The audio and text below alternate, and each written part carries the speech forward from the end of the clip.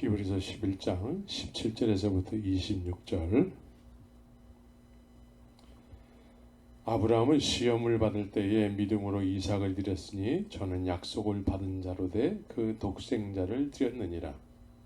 저에게 이미 말씀하시기를 내 자손이라 칭할 자는 이삭으로 말미암으리라 하셨으니 저가 하나님이 능히 죽은 자 가운데서 다시 살리실 줄로 생각한지라 비유컨대 죽은 자 가운데서 도로 받은 것이니라.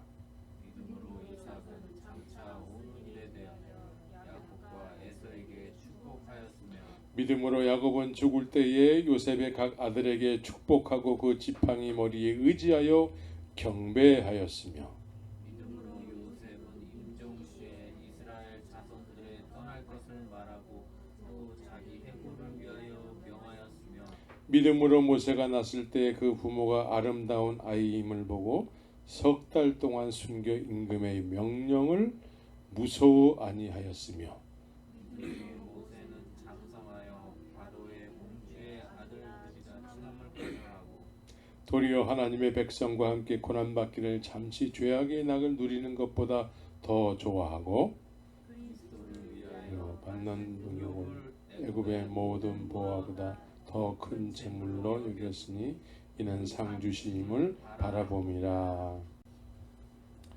오늘은 성경적 믿음의 정의 네 번째 시간으로 여러분들에게 말씀을 드리기를 원합니다. 우리가 믿음이라는 이 개념을 정확하게 알고 있어야 되기 때문에 반복해서 말씀을 드리는 거예요. 그런데 우리가 이 믿음의 개념, 믿음이라는 단어를 우리가 믿음으로 살지 않으면서도 믿음이라는 단어를 많이 사용함으로 인해서 믿음으로 사는 것처럼 착각하는 경우가 많이 있다라는 거죠. 그래서 믿음의 개념을 정확하게 알고 있어야 되고, 그래서 반복해서 말씀을 드리는 거예요. 그래서 믿음은 성경에서 믿음이라는 개념을 어떻게 설명하고 있습니까? 믿음이 있다면 바라는 실상이 있게 된다라는 거예요. 그리고 바라는 실상이 보지 못하는 것들의 증거가 된다라는 것이죠. 우리는 믿음 하는데 많은 경우에 바라는 실상이 있어서 그 믿음을 이야기하는 사람이 많이 없어요. 그런데 하나님께서는 믿음의 조상 아브라함을 통해서 믿음은 이런 거야.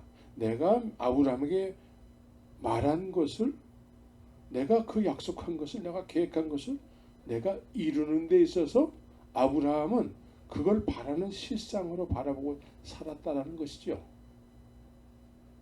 그래서 이 믿음이라는 거에 대한 공통 분모는 믿음으로 산 사람들의 그 바라야 하는 실상은 다 달랐어요. 다 달랐지만 공통 분모는 뭐냐면 바라는 실상을 늘 보면서 살았다라는 것이죠. 여러분들도 그렇죠? 우리도 그래야 되는 것이죠. 그래서 우리는 우리 식대로의 어떤 믿음의 개념으로서 말하는 단어가 있단 말이죠. 우리는 바라는 실상이라고 얘기하지 않고 비전이라는 단어를 써요. 비전. 그래서 내가 믿음으로 이런 비전을 가지고 있습니다. 하나님께서 이 비전을 약속하셨고 그것을 이루실 줄 믿습니다. 나는 그 비전을 쫓아서 지금까지 살아왔어요. 그 앞날에, 내 앞날에 그 비전이 이루어지는 날이 있을 텐데 나는 그것을 바라보면서 살고 있습니다. 라고 하게 되는 것이죠. 여러분들도 비전이 있죠? 그럴 때 아멘 크게 해야 되는데. 그래서 믿음의 조상들은 믿음이란 바라는 실상이 생겨서 그 실상을 바라보는 삶을 사는 것이요, 또 바라봤던 실상은 다 달랐다라는 것이 성경에 기록이 되어 있다는 거예요. 그래서 믿음에 의해서 바라던 실상은 다 달랐지만 바라는 실상들은 다 다른 실상에 대해서 하나님이 다 사람마다 각 사람마다 약속하신 말씀이었다라는 것이죠. 그래서 그 약속하신 말씀은 어느 순간이 되니까 약속한 그런 하나님의 계획의 때가 되니까 그것이 이루어졌다라는 것이잖아요.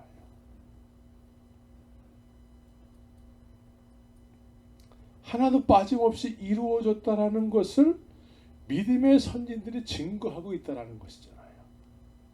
그죠? 그럼 여러분들도 바라는 실상이 있어서 내가 내 인생을 통해서 하나님의 약속하신 그 바라는 실상, 나에 대한 실상이 이렇게 내가 그걸 바라보고 살았는데 그게 내 인생 속에서 이게 이렇게 이루어졌어요 라고 하는 일이 있어야 되는 것이죠.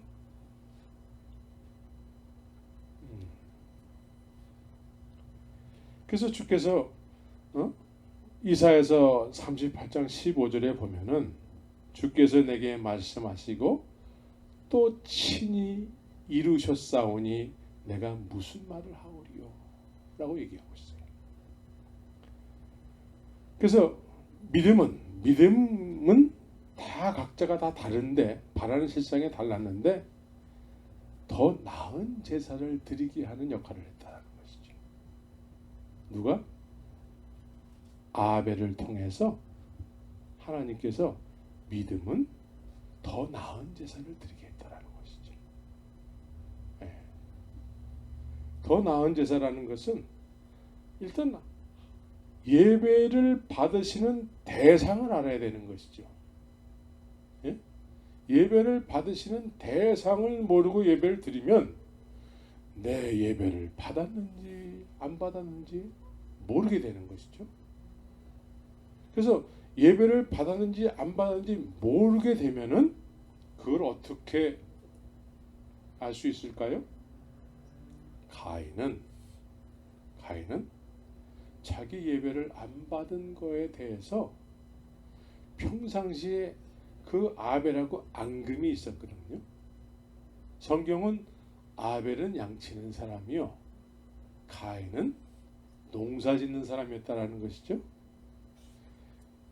양치는 사람과 농사 짓는 사람은 이렇게 상충이 되게 돼 있어요. 그래서 삶 속에서 이렇게 마찰이 일어나게 되는 것이죠. 앙금이 있는 거예요. 그래서 똑같이 예배를 드렸는데 가인의 예배를 하나님이 안 받으시니까 안 받으신 증거가 어떻게 나타나냐면 앙금을 표현하는 거예요. 불편한 마음을 내 뜻을 그냥 이루어버리고 마는 거예요. 내 안 좋은 감정을 그냥 잃어버리고 마는 거예요. 내 예배를 안 받으시게 되면 내 감정이 막 표현이 된다는 것이죠.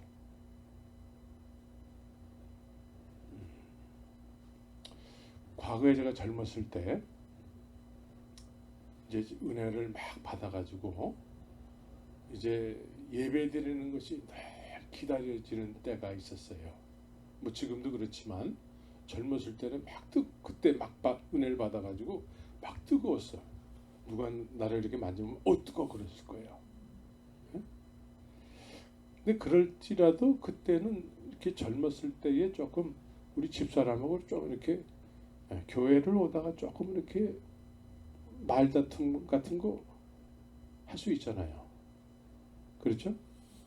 할 수 있다라고 여러분들도 여겨지죠? 예. 저도 그렇다고 얘기를 하게 되니까 여러분들 가슴이 따뜻해지잖아요. 예? 그래서 불편한 마음으로 이제 예배당에 들어가서 이제 예배를 드렸는데 저는 이제 예배를 늘 기다리는 삶을 살았잖아요. 그래서 그냥 찬송도 그냥 막 찬송하고 싶어서 그냥 이렇게 안달이 나는 사람이었어요. 그래가지고 막 기도도 하고 예배 드릴 때마다 눈물이 있고 그래서 그렇게 예배를 드리고 나서 예배당을 이렇게 딱 나왔는데 말이죠. 불편한 마음으로 우리 집사람하고 예배당 들어갈 적에는 불편했는데 나오고 나니까 우리 집사람이 그렇게 사랑스러운 거야. 그 앙금이 있는 상태로 예배당 들어갔다가 나올 적에는 그 앙금이 없고 사랑스러운 마음이 그냥 내 마음에 그냥 이렇게 충만해지는 거예요. 그래서 이 말씀을 묵상하면서 그때가 생각이 나는 거예요. 아, 하나님께서 예배를 연락하시면은 그 앙금도 없어지는구나. 근데 예배가 연락이 안 되잖아요. 그런 그 불편한 마음을 우리 불편한 마음을 어떻게 할 수가 없잖아요. 예? 그래서 그걸 표현해 버리는 거죠. 그걸 표현하는 거예요. 그래서 최초의 살인이 일어나게 되는 것이죠. 최초에.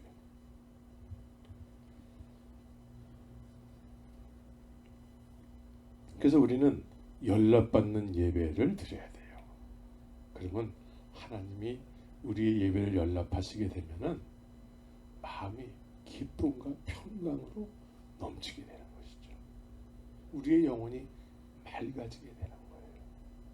네, 우리의 영혼이 맑아져야 돼요. 네. 우리의 영과 혼과 육이 주님 오실 때에 맑은 모습으로 있어야 돼요. 믿음이 그런 예배를 드리게 한다는 거예요. 믿음이. 예배를 받으시는 그 하나님을 정확하게 알고 그렇게 드리게 되는 것이죠.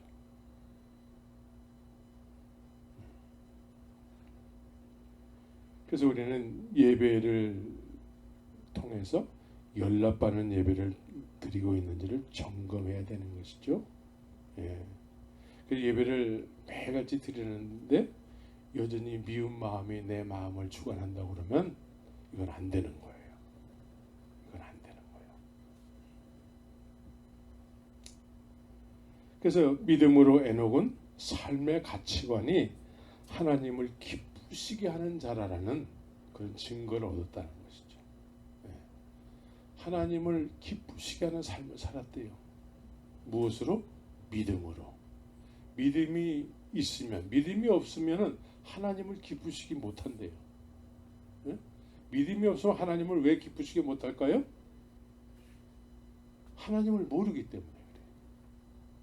근데 믿음이 있으면 하나님을 아는 우리의 영혼 속에 하나님의 생명의 빛이 우리 안에 들어옴으로 인해서 하나님을 알아보는 거예요. 하나님을 아는 삶을 사는 거예요. 믿습니까? 그래서 영생은 뭐예요? 유일하신 참 하나님과 그의 보내신 자 예수 그리스도를 아는 삶을 사는 것이다. 이게 영생이에요. 에녹이 그래서 믿음으로 하나님을 기쁘시게 하는 증거를 얻었다는 것이죠. 그래서 죽음을 보지 않고 주의 품에 안기게 된 것이죠.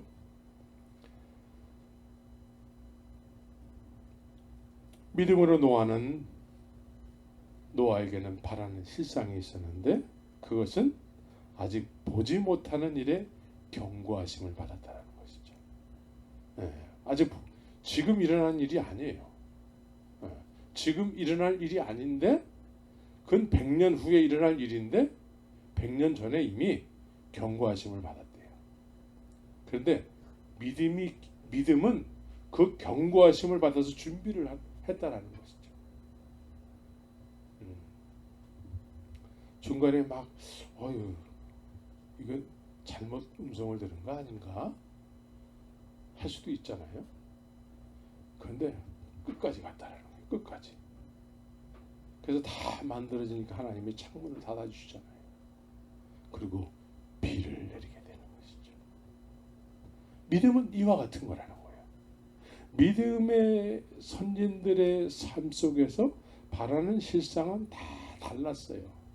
다 달랐지만 앞에 있을 일들에 대해서 그것을 바라보고 확신하고 그래서 결국은 그것이 하나님에 의해서 이루어지는 것을 증거로 갖게 됐다라는 것이죠.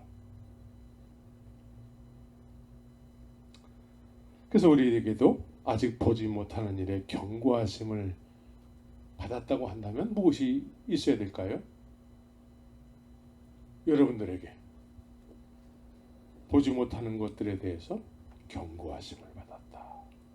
노아만이 아니라 우리는 반드시 죽잖아요. 죽음 이후에는 뭐가 있어요? 심판이 있죠. 심판이 있으면 우리가 살아있을 때 그 심판을 보는 것이죠. 노아가 100년 전에 그 심판을 보고 준비했던 것처럼 우리도 그 심판에 대해서 미리 경고하심을 주님께서 허락하신 거잖아요.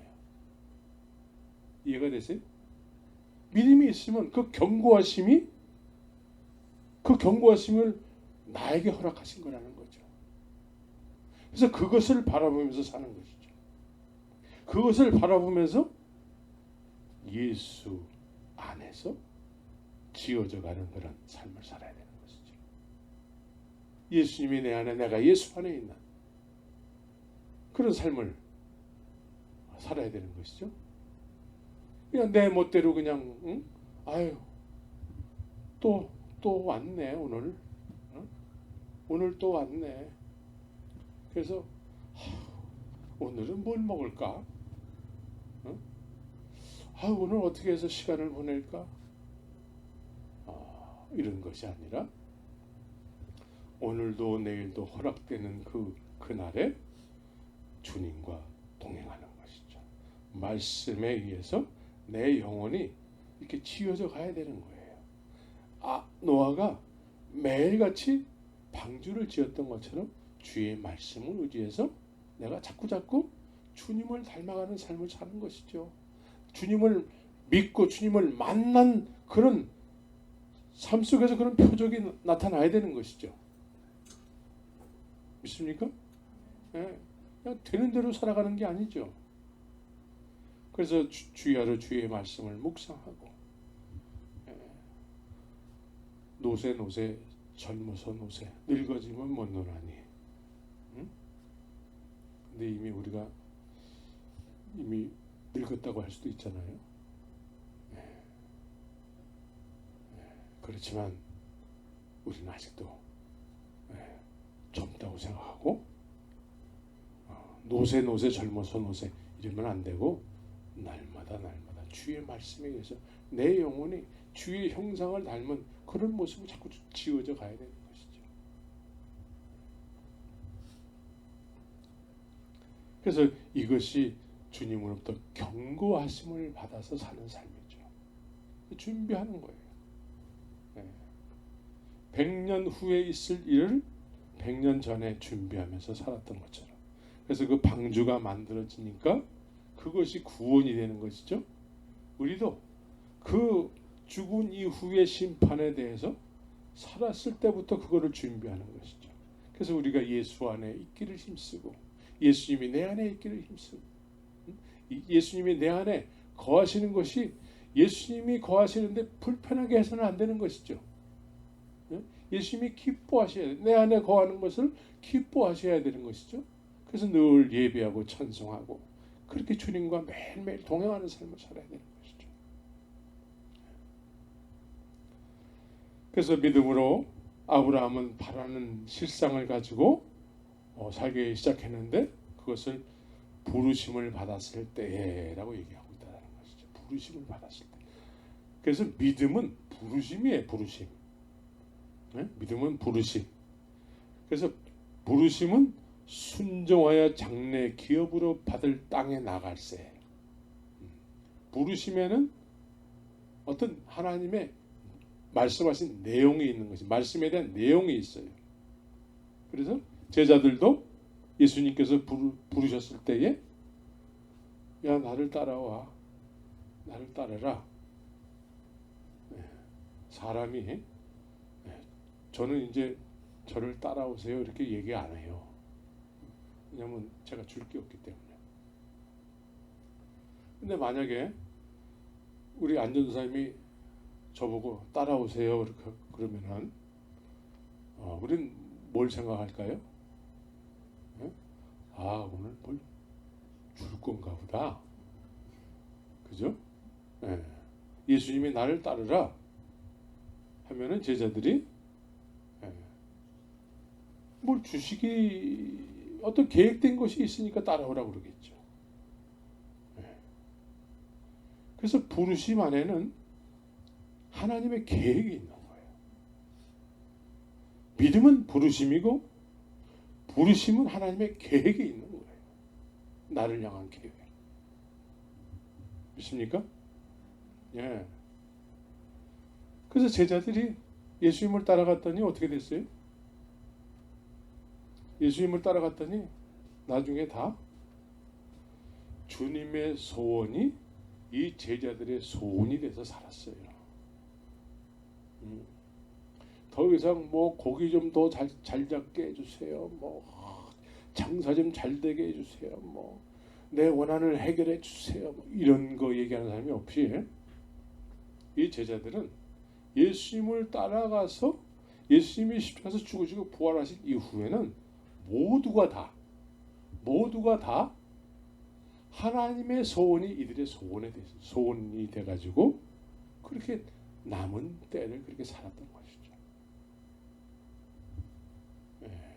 여러분들도 그렇게 살기를 원하시죠? 여기서 아닌데요? 그러면 큰일 나는 거예요. 우리 모두가 다 그렇게 살아야 돼요. 그것이 믿음의 삶이라고 성경이 정의하고 있기 때문에 그렇습니다.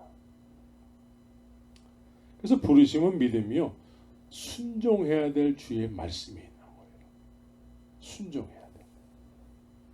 순종해야지만 그 말씀이 이루어지게 되는 것이죠. 믿음으로 살아도 이제 바라는 실상이 있었죠. 믿음으로 살아는 바라는 실상이 있었는데 아브라함과 사라에게 하나님이 약속을 하셨어요. 그런데 이 약속을 나이가 자꾸 들다 보니까 이제 89세, 99세 됐을 때가 되니까 이 하나님께서 말씀하신 내용, 갈대아 우르에서 떠날 때는 그 약속을 바라면서 떠났는데 나이가 들다 보니까 그게 다 잊어버려졌어요. 나이가 들다 보니까 99세요, 89세가 됐을 때에 다 잃어버려졌어요. 그래서 그 전에 지난번에도 얘기했죠. 하나님의 약속, 하나님의 뜻은 우리가 이루어야 되는 거구나 라고 생각을 했던 것이죠. 그래서 아브라함에게 종이 하나 있었는데 다메섹 엘리에셀이라는 종이 있었잖아요. 이 사람이 내 후계자가 되는 거구나.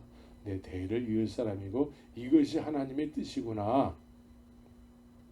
근데 하나님께서 아들은 주시지 않으면서도 그 사람은 아니야.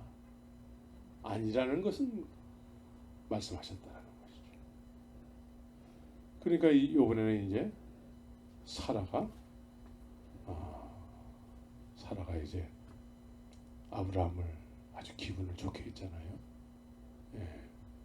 조금 힘이 남아있을 때 하나님의 뜻을 당신이 이뤄봐. 누구하고 이루어야 되는데 저기 애 잘났게 생긴 하갈이 있잖아. 그래서 이스마엘을 낳게 되는 것이죠. 사라의 생각은 이스마엘이 하나님의 약속의 아들이라는 것이죠. 그런데 그이도 아니라는 것이죠. 그러니까 89세, 99세가 됐을 때에 하나님께서 약속하신 거에 대해서 리마인드를 시켜준단 말이에요. 너에게 아들이 있을 거예요. 내가 지금 나이가 몇인데 그런 얘기를 하세요. 응? 웃었다라는 거죠. 사라도 해망문 뒤에서 아니 제가 나이가 몇 살인데 어떻게 나한테 그런 얘기를 하세요? 웃었다라는 것이죠. 경수가 끊어졌다라는 얘기를 우리는 다 알고 있잖아요. 경수가 끊어졌다라는 것은 생산할 수 없다라는 얘기죠. 근데 한 60 정도 돼가지고 경수가 끊어진 상태에서 또 어떻게 해가지고 또 뭐 이렇게 애 낳는 경우가 요즘 뭐 72세에도 누가 애를 낳았다고 뭐 얘기를 하더라고. 엊그제 신문에 보니까. 응? 그러니까 이제 경수가 끊어졌어도 요즘 시대에 뭐 이렇게 과학이 발달해서 뭐 어떻게 이렇게 하는 방법이 없잖아. 있을 수도 있겠지만 89세고 99세면은 이제 볼장 다 본 거죠. 예? 그런데 하나님께서는 나는 아직까지도 너에게 한 약속을 아직 이루지 않았다라는 거예요. 리마인드 시켜주는 거죠. 그래서 결국은 그 리마인드된 믿음을 통해서 아들을 낳게 되는 것이죠. 그럼 누가 낳은 거예요? 낳기는 사라가 낳지만, 낳기는 아브라함과 사라가 낳지만 두 사람이서 이 이삭을 낳게 하신 건 우리 실력으로 낳았다라고 할 수 있나요? 절대 그렇게 얘기할 수가 없는 것이죠. 하나님께서 약속하신 것을 이루셨습니다. 이 믿음의 선진들이 증거를 얻었느니라 이 얘기를 하는 거예요. 네.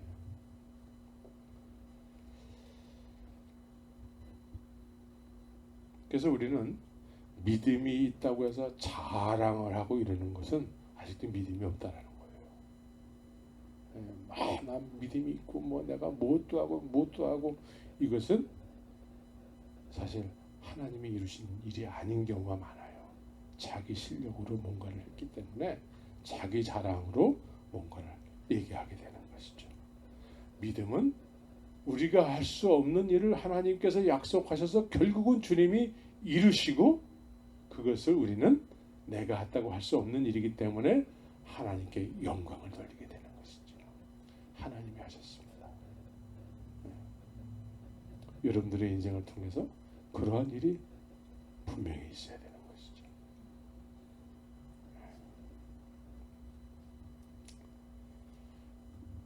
그래서 믿음을 따라서 살다가 믿음을 따라 죽었다라는 것이죠. 이 얘기는 적어도 우리가 흔히 쓰는 말들 있잖아요. 구원받았다. 구원받았다. 구원의 확신이 있어요. 이 얘기는 뭐예요? 내가 지금 믿음으로 살고 있어요. 라는 얘기죠. 그래서 이 적어도 내가 구원받았다 내지는 구원의 확신이 있다라는 것은 믿음을 따라 살다가 믿음을 따라 죽는 것을 의미하는 거예요. 그렇죠? 그래서 죽음의 문제에 대해서 살아있을 때에 구원의 확신이 있고 뭐 구원을 받았다는 것은 살아있을 때에 죽은 이후에 내가 가야 될 곳 그것을 바라보면서 살았다는 것이죠. 그냥 그걸 바라보지 않았는데 죽으니까 그것이 있어서 하나님께서 너 이리 와 그래서 너도 여기로 들어와 이런 걸 구원이라고 얘기하지 않아요. 구원받았다 구원의 확신이 있다라는 것은 내가 살아있을 때에 내가 가야 될 곳을 바라보면서 살았다라는 것이죠. 그죠?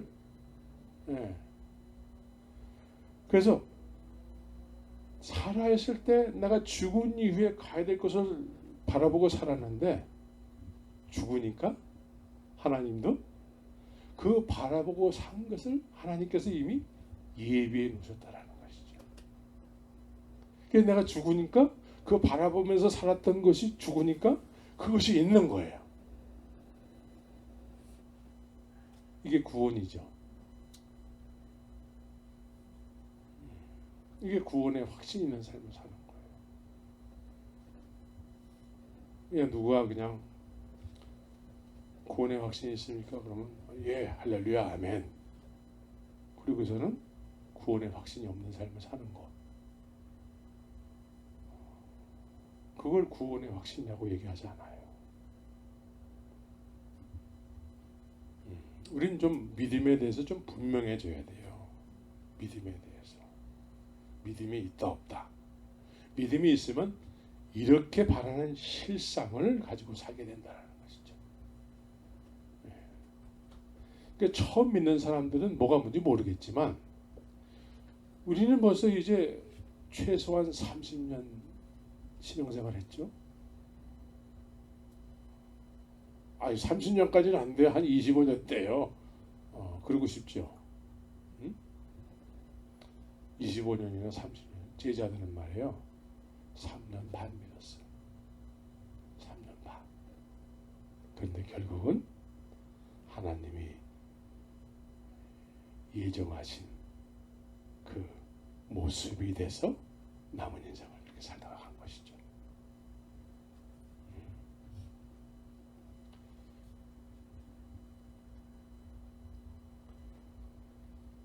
그래서 우리는 구원을 받았다, 구원의 확신이 있다라는 이 의미를, 믿음으로 산다는 의미를 우리가 정확하게 알고 있어야 돼요. 그래서 하나님께서 예비해 주신 그것, 그래서 그런 사람들에 대해서 하나님도 그 사람들에게 하나님이 되는 것이 부끄럽지가 않대요. 그죠? 오늘 지난주의 말씀이죠. 그래서 16절에 보면 그러므로 하나님이 저희 하나님이라 일컬음 받으심을 부끄러워 아니하셨다 라는 것이죠. 하나님이 나를 부끄러워하지 않는데, 왜냐하면 늘 하나님을 바라보고 또 죽은 이후에 가야 될 그 하나님이 예비한 성, 그거를 바라보면서 살았기 때문에 그런 사람들에 대해서 하나님이 부끄러워하지 않는다. 여러분들이 인생이 끝났을 때 하나님이 부끄러워하지 않으셔야 돼요. 그러나 반대로 하나님이 부끄러워할 사람들이 있게 되는 것이죠. 하나님이 부끄러워. 우리가 다 예수를 믿는다고 하잖아요. 그래서 막 예수님을 막 믿는다고 막 여기서 얘기하고 저기서 얘기하고 막 직분 받았다고 막 자랑하고 하는데 주님께서 너 나 믿는다고, 네가 나를 믿는다고 할까봐 내가 정말 불안하다. 네가 나를 믿는다고 할까봐 내가 너무나 조마조마한다라는 것이죠. 하나님이 부끄러워하신다는 것이죠. 그래서 로마서 2장 22절 23절에 보면 율법을 자랑하는 네가 율법을 범함으로 하나님을 욕되게 하느냐, 기록된 바와 같이 하나님의 이름이 너희로 인하여 이방인 중에서 모독을 받는다. 하나님이 기뻐해야 될 사람이라고 여겨야 되는데 하나님이 부끄러워한다는 것이죠.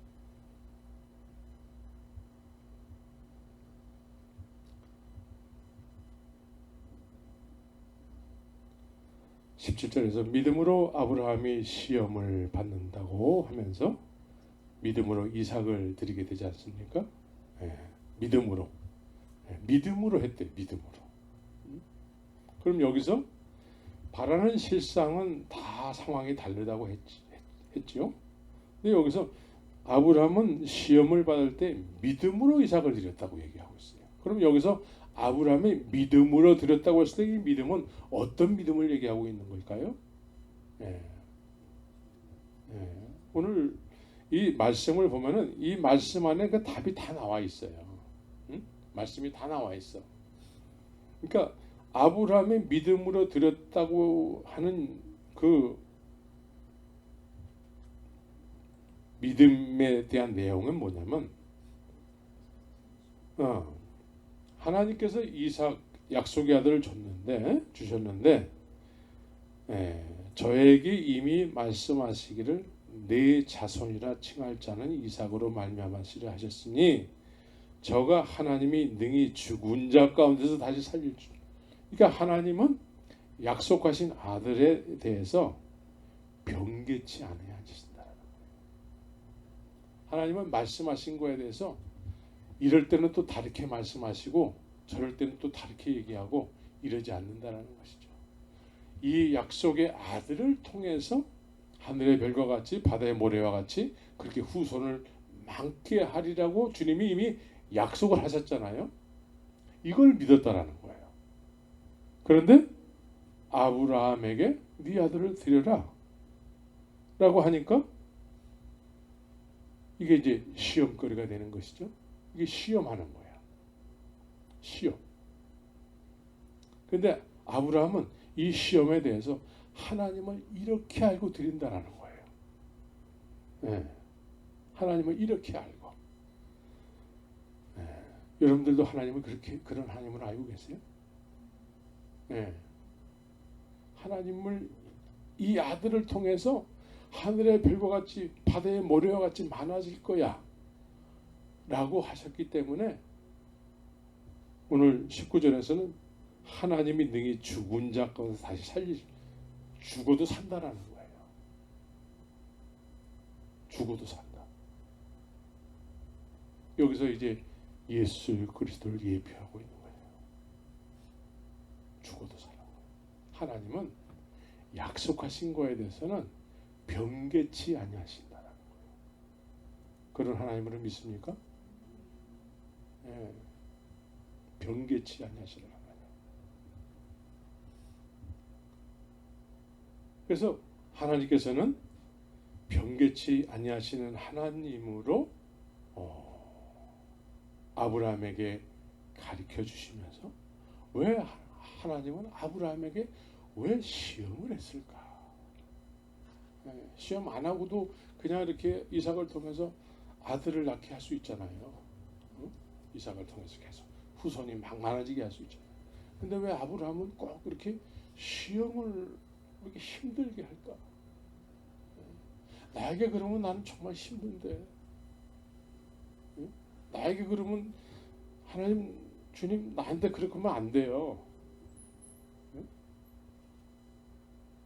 근데 믿음으로 아브라함이 시험을 받을 때에 왜 시험을 하셨을까? 하나님께서는 항상 하나님은 우리에게 전부가 되길 원하세요. 전부. 하나님이 여러분들에게 전부입니까? 예수님이 여러분들에게 전부입니까? 그래서 그 시험을 통해서 하나님께서 아브라함에게 뭐라고 말씀하시냐면은 내가 네 아들 네 독자라도 내게 아끼지 아니하였으니 내가 이제야 네가 하나님을 경외하는 줄 아노라. 그러니까 우리는 이 세상에서 하나님보다도 더 귀하게 여기는 것이 있으면 안 된다는 거예요. 독자라도. 그렇죠? 힘듭니까? 저는 하나님보다도 더 귀하게 여기는 것이 많은데요. 그러면 그런 거 이렇게 자꾸 없애야 되는 것이죠. 없애야 돼. 그래서 이렇게 아브라함이 하나님 한 분만으로 만족하는 그런 자세가 됐을 때에 하나님께서 그런 사람들을 통해서 더 귀하고 귀한 선물을 주시는 거예요. 하나님께서 그 아주 그 귀하게 된 그 그릇, 믿음의 그릇이잖아요. 그 귀하고 귀한 그 믿음의 그릇에 하나님께서 아주 그 그릇에 아주 주님께서 주시기 원하시는 그 놀라운 선물을 주시게 되는 것이죠. 예. 그래서 하나님께서 하시는 시험은 우리에게 어떤 고난과 어떤 마음의 힘듦이 있을 수도 있지만 그것을 뛰어넘은 이후에는 놀라운 하나님의 신령한 복이 우리 안에 넘치게 되는 것입니다. 그러나 마귀가 하는 시험은 달라요. 마귀가 하는 시험은 템테이션이죠. 네. 이것은 우리를 타락시키는 것이죠. 타락. 그러나 하나님께서 하시는 시험은 우리로 하여금 더 귀한 것을 주시기 위해서. 예. 그래서 여러분들에게 고난이 때에 따라서 있게 될 때에 감사함으로 받으시면은 그 고난 뒤에는 놀라운 하나님의 선물이 있게 되는 줄 믿으시기 바랍니다.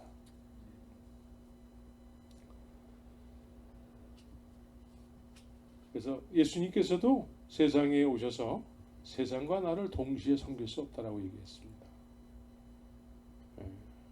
그래서 제자들도 예수님을 따르는 제자가 되기 위해서는 둘 중에 하나를 택할 수밖에 없어요. 제자들도. 제자들은 예수님 만나기 전에 가족이 있었을까 없었을까요? 베드로는 아마 부인도 있었던 것 같아요. 장모가 있었으니까. 그러니까 가족이 있었어요. 여러 가지 재산도 있고 여러 가지가 다 있었어요. 마치 아브라함이 본토 지역 아비 집에서 살았던 것처럼. 그런데 예수님을 만나는 순간에 예수님께서 말씀하셨죠. 나를 따르라. 그럼 가족을 생각하고 전토를 생각하고 그랬다면 예수님을 따를 수가 없겠죠. 그럼 예수님이 어떻게 여겨져야지만 따를 수 있는 것이죠? 예수님을 진리로 알아야지만 되는 거예요. 내가 그 길이요 진리요 생명이다. 그래서 제자들은 그렇게 예수님이 전부가 됐기 때문에 그것을 뒤로 하고 따랐던 것이죠. 예수님을 따를 때 가족들이 야 예수님 너 예수님 따라야 돼. 그래가지고 막 후원해가지고 따른 게 아니에요. 그죠? 이들은 이미 모든 것을 다 포기하고 버리고 예수님을 택해서 따랐던 것이죠. 그러니까 이런 우리가 이제 마가복음이라든가 마태복음이라든가 이런 데 보면은 베드로가 여짜오되 우리가 모든 것을 버리고 주를 쫓았나이다. 나와 및 복음을 위하여 집이나 형제나 자매나 어미나 나비나 자식이나 전토를 벌인 자. 예수님께서 또 이렇게 말씀하신단 말이에요. 이 말씀을 우리가 접하게 되면 여러분들은 무슨 생각이 듭니까? 여러분들은 무슨 생각이 들어요? 이 말씀은 그냥 이렇게 생각 안 하고 이렇게 넘어가는 경우가 많아요. 이건 우리가 할 수가 없는 일이야. 그래서 뛰어넘어가죠.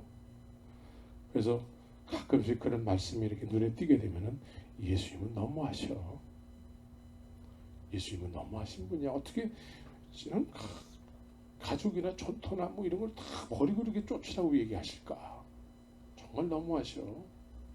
우리는 적당히 예수님을 믿어야지 이렇게 심하게 믿으면 안 되는 거야. 그래서 우리를 합리화한단 말이죠. 그런데 이렇게 예수님을 믿고 따르게 된 자들에게 예수님을 믿고 따르게 된 자들에게 가족을 버리고 전토를 버리고 막 이렇게 얘기했잖아요.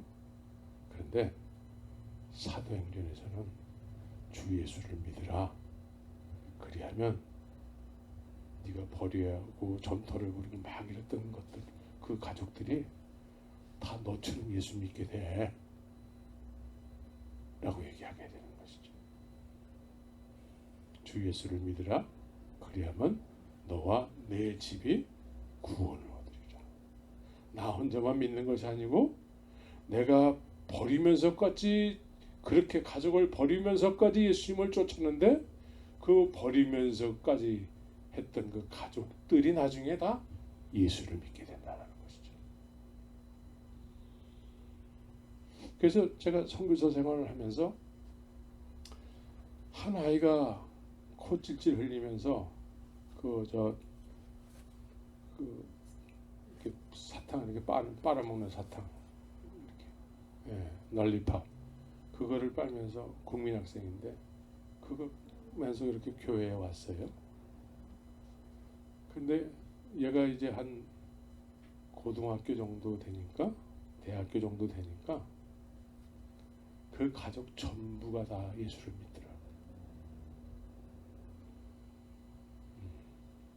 그리고 그 언니는 거의 알코올 중독 정도가 될 정도까지 술을 마시는데 이혼을 하고 아기가 하나 있었는데, 그 언니가 예수를 만나고 나서 헤어졌던 남편하고 합치면서 지금은 그 몽골의 게릴트 차마 등대교회 거기에 사역자가 됐어요. 전도사가 됐어요. 그 가족 모두가 다 예수를 믿더라고요. 그 저희 그 몽골의 교회는 가족 단위로 믿어요. 가족 단위로. 그래서 주 예수를 믿으라, 그리하면 너와 내 집이 구원을 얻게 된다는 이 말씀이 너무나 정확한 말씀이에요. 너무나. 우린 예수가 전부여야 돼요. 예수가 전부여야 돼요. 예수가 전부가 안 된 상태에서 내 믿음을 이렇게 보니까 그렇게 안 되는 것이 정상으로 여겨지는 경우가 많은 거예요. 우리 예수가 전부여야 되는 것이죠. 말씀이 진리고 말씀이 하나님께서 우리를 위해서 하신 말씀이기 때문에 말씀이 진리예요. 무겁지만 힘들게 느껴지지만 이제 예수가 나의 삶의 가치관이 되면은 거기에 따른 큰 보상이 있게 되는 것이죠. 그래서 20절, 22절을 보게 되면은 믿음으로 이삭은 장차 오는 일에 대하여, 장차 오는 일에 대해서 모두가 다 미래에 대한 이야기를 하고 있어요. 미래에 대한 얘기. 그래서 축복을 했다라는 것이죠. 근데 무슨 축복입니까? 이것은 사실 하나님께서 아브라함에게 약속한 내용이에요. 하나님께서 아브라함에게 창세기 12장 3절에 보면은, 창세기 12장 3절을 한번 볼까요?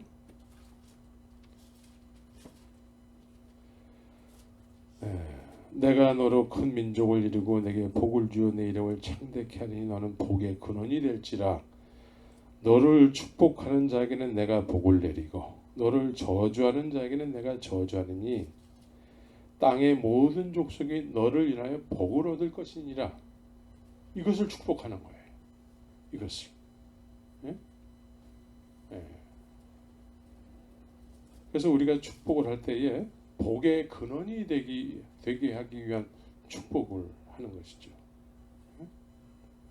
그래서 하나님께서 이 이스라엘 백성들을 복의 근원이 되는 민족으로 만드신 거예요.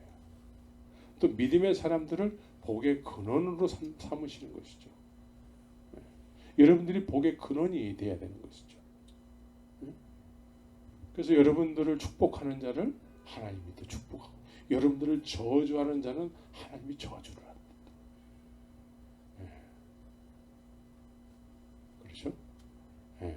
그런데 믿음으로 이삭은 장차 오는 일에 대하여 야곱과 에서에게 축복을 했다는 것이죠.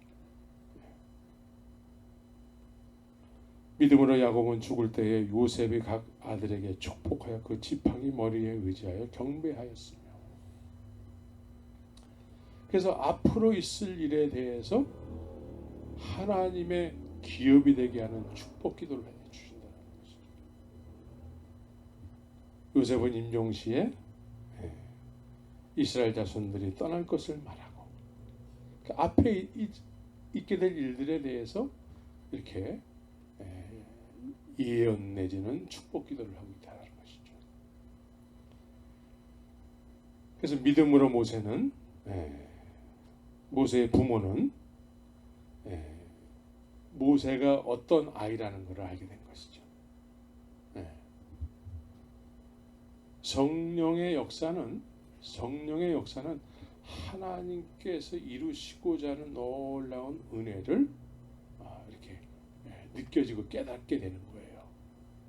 그래서 세례 요한도 예수님을 한 번도 만나본 적이 없는 상태에서 예수님을 보면서 예수님을 알아보게 되잖아요.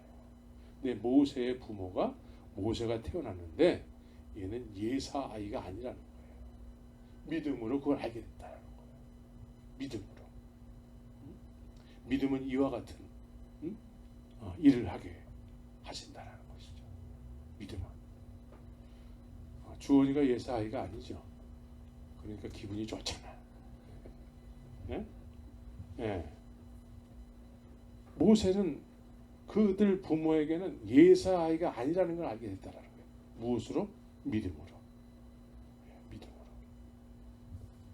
그래서 다른 아이들은 막 그 나일강에 그 악어에 막 밥이 되고 막 그렇게 죽었는데 이 아이를 살리기 위해서 생명을 걸었다는 거예요. 그래서 왕도 무서워하지 않고 그 모세를 지키기 위해서 믿음으로 이렇게 지켜야 되는 것이 있어야 되는 것이죠. 믿음으로 하나님의 섭리를 깨닫고 그것을 지켜내는 그것이 믿음이라는 것이죠. 지켜야 되는 거예요. 귀한 것을 지켜내야 되는 거예요. 하나님의 섭리를 지켜내야 되는 거예요. 오늘날 이래도 그만 저래도 그만 하나님 하면서 지켜야 될 것이 없잖아요. 지금 지켜야 될 것이 없어졌어 지금은. 이럴 때 성령의 은혜는 지켜야 될 것을 알게 되는 것이죠. 우리가 지켜야 될 것을 알아야 돼요. 그래서 믿음은 이 세대를 본받지 않고 마음을 새롭게 함으로 변화를 받아 하나님이 선하시고 기뻐하시고 온전하신 뜻이 무엇인지를 분별하면서 하나님이 기뻐하시는 사한 제사를 드리는 삶을 살게 되는 거예요. 믿음은 되는 대로 사는 것이 아니라 믿음은 하나님이 기뻐하시는 일을 분별해서 그것을 위해서 살아있는 예배를 드리게 되는 것이죠. 오늘날 믿는다고 하는 사람들의 유형을 보게 되면요, 오늘날 수많은 사람들이 믿는다고 하잖아요. 예수 믿습니다. 예수 믿습니까? 믿습니다. 그래서 예수님을 믿는다고 하는 사람들이 굉장히 많고 그 유형을 보게 되면은 이제 예수님을 믿는다고 했을 때 정확하게 무엇을 믿어야 되냐면 예수님은 죄인들을 위해서 죽으시고 부활하신 이 사실을 믿는 것이죠. 여러분들 믿습니까?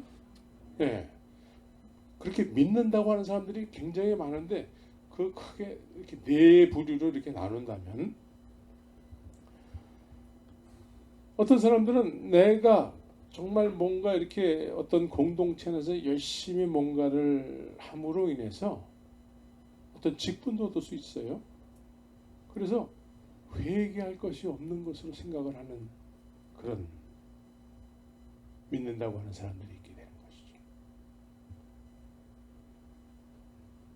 그래서 이런 분들은 회개할 것이 없이 뭔가 자기가 주어진 환경 내에서 뭔가 열심히 함으로 인해서 이제 하나님께서 내가 이렇게 열심히 하니까 축복을 해주세요. 그렇게 축복하면서 이렇게 신앙생활하는 사람들 많이 보게 돼요. 여기는 그런 사람이 하나도 없는 것 같아요. 다행이에요. 또 한 부류는 예수님께서 나의 죄를 위해서 죽으셨으니까 이제 나는 자유다 하면서 여전히 죄 가운데 사는 사람들이 있어요. 이런 사람들 많이 보게 되죠. 교회 다니면서 나는 이제 자유야. 예수님 나를 위해서 십자가에서 죽으셨어. 부활하셨어. 그러면서 자기의 소원을 쫓아서 산단 말이에요. 자기의 소원. 그래서 내 소원을 주위 사람들한테 막 얘기해가지고 같이 죄에 동참하게 만들어요. 그게 당을 짓는 거예요. 그래서 한 사람을 그렇게 피해를 입히기도 하고 그렇게 되는 거예요. 근데 이 사람들이 다 예수님이 십자가에서 죽으시고 부활하셨다는 사실을 다 믿는데요. 근데 여전히 죄인으로 살아.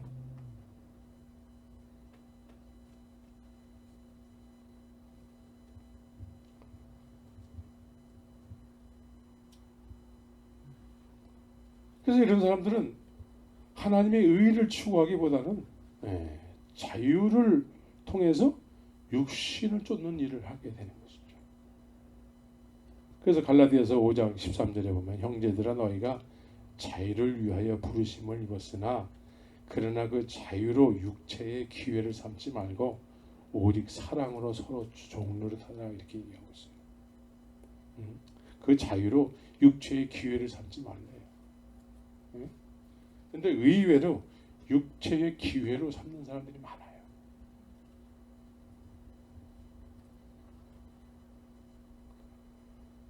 예수님께서 나 같은 죄인을 위해서 죽으신 거 맞잖아요.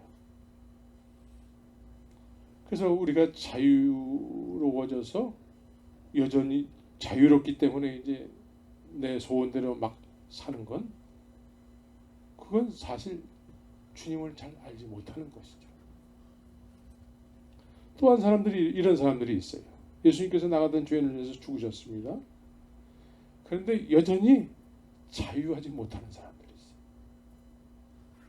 여전히 나는 죄인으로 그냥 이렇게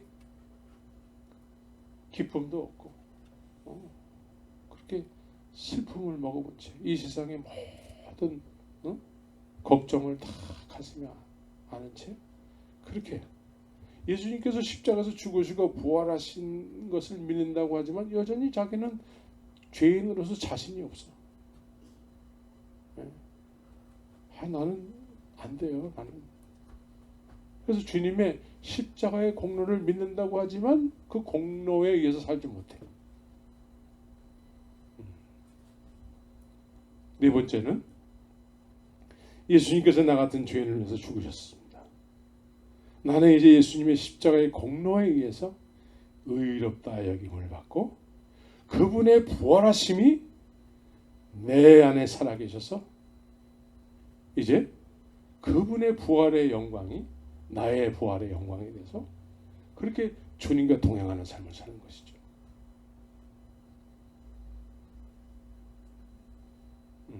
그래서 이제는 과거는 나에게 이제 더 이상 있는 것이 아니고 이제 앞만 보고 가는 거예요.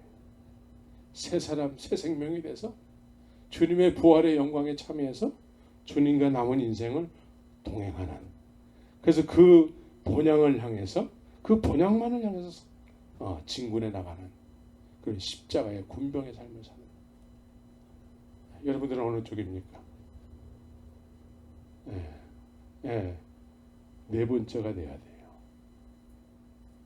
네 번째가 돼서 내가 지금 아직 그런 모습은 아직 아니지만 그런 모습 그렇게 사는 것이 맞는 것 같아요. 그래서 나를 부인하고 그래서 자기 십자가를 지는 거예요. 이제 십자가의 영광 부활의 영광 그래서 남은 인생을 그렇게 사는 것이죠. 이렇게 처음서부터 이렇게 되진 않아요. 그러나 이제 우리가 때가 많이 지났어요. 이제 그렇게 되고도 남을 시간이 지났단 말이에요. 그렇죠? 늦었다고 할 때가 가장 빠른 거예요. 아직까지 우리는 살아있다라는 것이죠. 기회가 있다라는 거예요. 그래서 이렇게 되기까지 히브리서 10장 마지막에서는 이렇게 얘기하고 있습니다. 그러므로 너희 담대함을 버리지 말라. 이것이 큰 상을 얻느니라. 너희에게 인내가 필요함은 너희가 하나님의 뜻을 행한 후에 약속을 받기 위함이라. 잠시 잠깐 후면 오시리니 지체하지 아니하시리라. 오직 나의 의인은 믿음으로 말미암아 살리라. 또한 뒤로 물러가면 내 마음이 저를 기뻐하지 아니하리라. 우리는 뒤로 물러가 침륜에 빠질 자가 아니요 오직 영혼을 구원함에 이르는 믿음을 가진 자니라. 예. 뒤로 물러가면 하나님이 기뻐 안 하신대.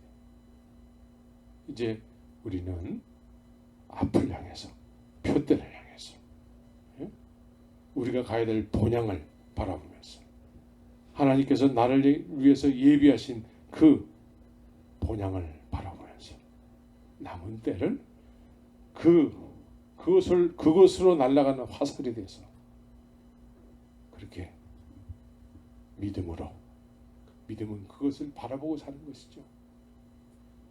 그렇게 넉넉히 남은 인생을 주님과 동행하시길 예수 이름으로 축원합니다.